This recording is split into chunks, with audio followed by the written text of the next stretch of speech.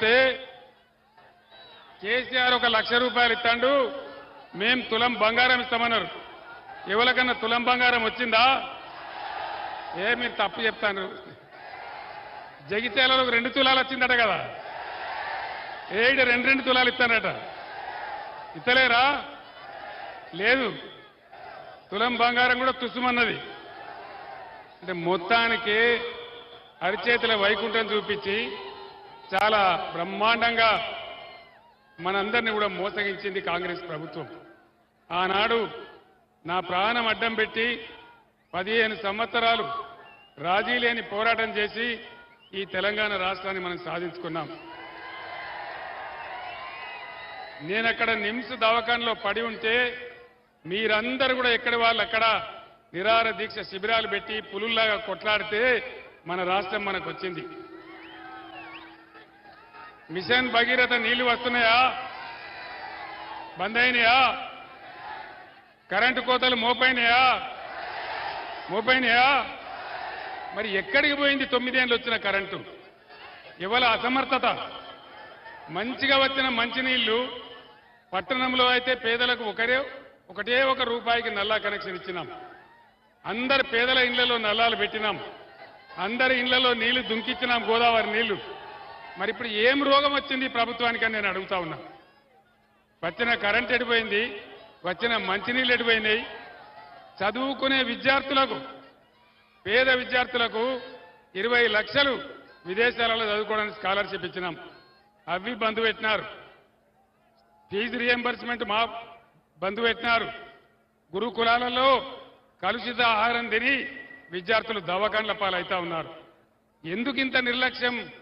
మీకు చేనేత కార్మికులు పట్టది, గీత కార్మికులు పట్టది, బీడీ కార్మికులు పట్టది, విద్యార్థులు పట్టరు, విద్యార్థుల ఫీజులు పట్టాయి.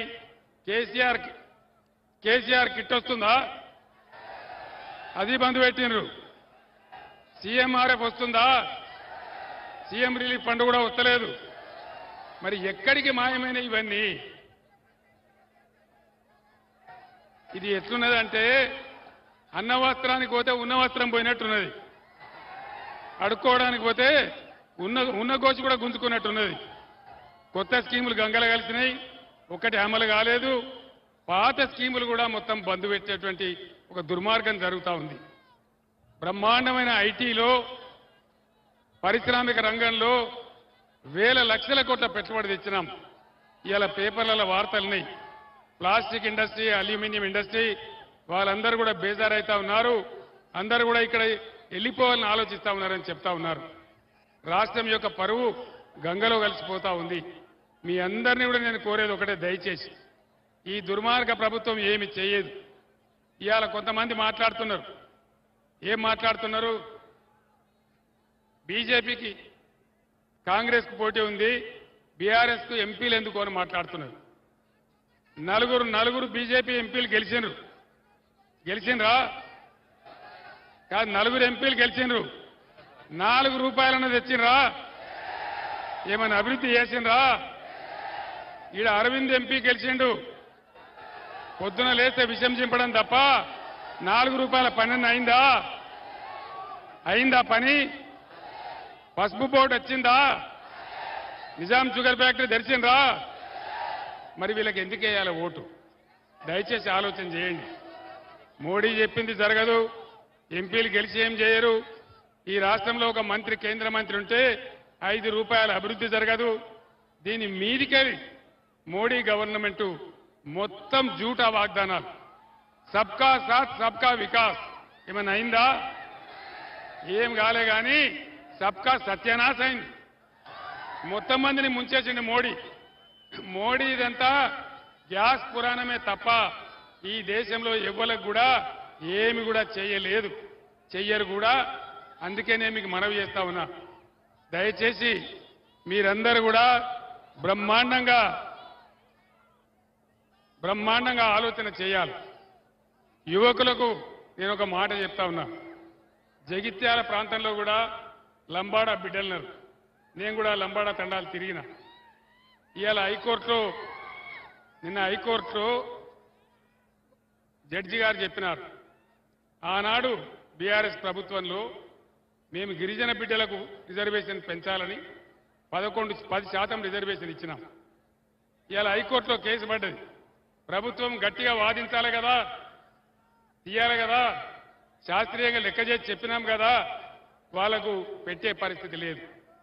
తెలంగాణ ఆనాడు వరద కాలువను రిజర్వాయర్ చేసుకుంటే బ్రహ్మాండంగా 10 నెలల పాటు కాకతీయ కాలువ నడిస్తే మీకు బ్రహ్మాండంగా వడ్లు వండినాయి. 3 కోట్ల టన్నుల వడ్లు వండించినాం. కొనుమంటే మోడీ కొనలేదు. అందరం పోయి ఢిల్లీలో ధర్నా చేసినాం. ఆ మోడీ అంటాడు, మీరు మీ తెలంగాణ ప్రజలకు యాసంగి వడ్లు కొద్దిగా నూకలైతే అంటే మీ తెలంగాణలో నూకలు తినండి అంటాడు. నూకలు తినమన్నటువంటి నూకరాజు ఈ ప్రధానమంత్రి మోడీ. మరి ఇప్పుడు మళ్ళా ఓటేయన్న మనము దేనికోసం వేయాలా? దయచేసి ఆలోచన చేయాలి. ఈ రాష్ట్రం మీది, భవిష్యత్తు మీది. మీరు యువకులు ఆలోచించి ఓటు వేయాలి తప్ప ఆగమాగం ఓటేద్దని చెప్తా ఉన్నా. ఈ బిల్డింగ్ మీద నాకంతా యువ సోదరులు కనపడతా ఉన్నారు. యువ సోదరులారా, ఈ తెలంగాణ మీది, భవిష్యత్తు మీది. కాబట్టి మీ అందరు నేను ప్రార్థిస్తా ఉన్నా, గుడ్డిగా ఓటేయడం కాదు, ఎవరు గెలిస్తే మంచిదని ఆలోచన చేయాలి. ఇవాళ నరేంద్ర మోడీ చివరికి ఏం చేస్తున్నాడు? మనకున్నది ఒకటే గోదావరి నది. ఈ గోదావరిని కూడా నేను తమిళనాడుకు తీసుకుపోతా, కర్ణాటక తీసుకుపోతా అంటా ఉన్నాడు. బీజేపీ ఎంపీలు గెలిస్తే మోడీ ముందర మాట్లాడతారా? చేతులు కట్టుకొని నిలబడతారు తప్ప. అదే బీఆర్ఎస్ ఎంపీలు గెలిస్తే పార్లమెంటులో దద్దరిల్లేటట్టు కొట్లాడతారు.